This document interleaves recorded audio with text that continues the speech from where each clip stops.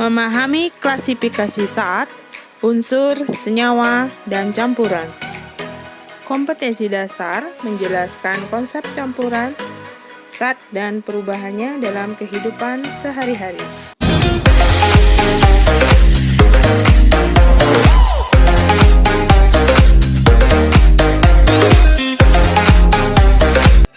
Setiap hari, kamu tentu minum air, bukan? Menurut Great Happy ID, manusia membutuhkan cairan untuk memenuhi kebutuhan tubuhnya. Apalagi 60% tubuh manusia terdiri dari air. Nah, minum air secara rutin memenuhi kebutuhan cairan dalam tubuh. Kita mungkin terbiasa mendengar anjuran untuk mengkonsumsi minimal 8 gelas air per hari. Tapi nggak segalon juga ya. Oh no!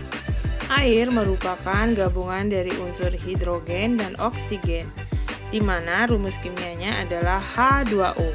Nah, melalui reaksi kimia, air dapat diuraikan kembali menjadi hidrogen dan oksigen. Pada tekanan atmosfer, hidrogen dan oksigen sama-sama berwujud gas. Tapi saat mereka bersatu dan saling mengikat, wujudnya menjadi cair. Magic, bukan? Klasifikasi materi terdiri dari zat tunggal. Materi yang memiliki susunan partikel yang tidak mudah dirubah dan memiliki komposisi yang tetap. Zat tunggal dapat diklasifikasi menjadi dua, terdiri dari unsur dan senyawa. Unsur, zat yang tidak dapat diuraikan menjadi zat lain yang lebih sederhana. Contoh unsur dalam kehidupan sehari-hari kamu dapat temui pada pensil, arang, logam seperti emas, perak, dan platina. Berdasarkan sistem periodik, unsur dikelompokkan menjadi 3, unsur logam, unsur semi-logam, dan unsur non-logam. Unsur logam memiliki beberapa sifat khusus, yaitu berwujud padat, berwarna putih mengkilap, keperakan, abu-abu atau kuning, merupakan penghantar listrik yang baik, mempunyai titik didih atau titik leleh yang tinggi, serta dapat membentuk menjadi lempengan atau lembaran.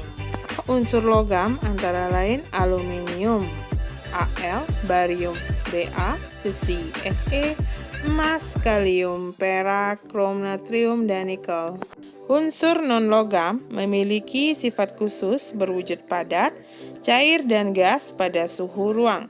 Umumnya tidak berwarna mengkilap, bukan penghantar listrik yang baik, mempunyai titik didih atau titik leleh yang rendah, serta tidak dapat dibentuk, direntangkan, atau ditarik. Contoh unsur non-logam berbentuk padat, belerang, fosforus, karbon, silikon, iodin, dan unsur non-logam berbentuk gas, fluorin, helium, gen, klorin, nitrogen, oksigen, neon, bromin.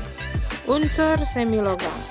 Unsur semilogam merupakan unsur yang memiliki sifat seperti unsur logam dan non-logam.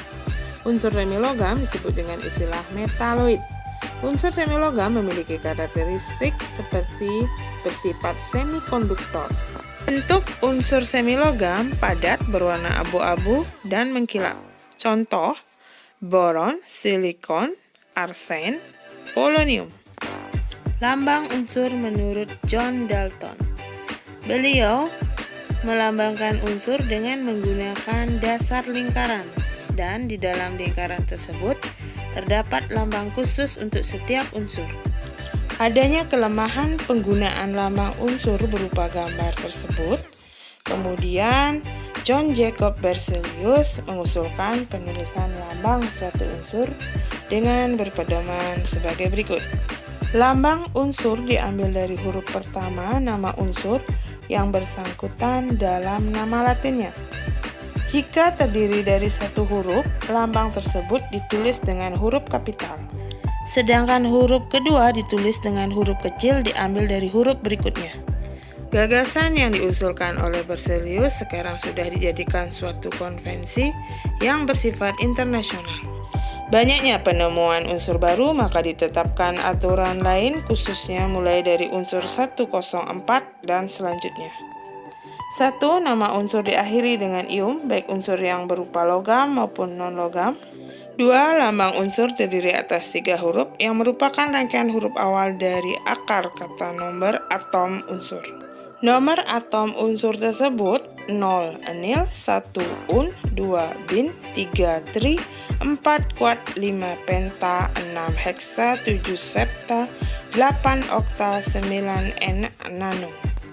Perubahan penulisan lambang unsur dapat kamu amati pada tabel berikut. Berikut adalah tabel periodik unsur-unsur kimia.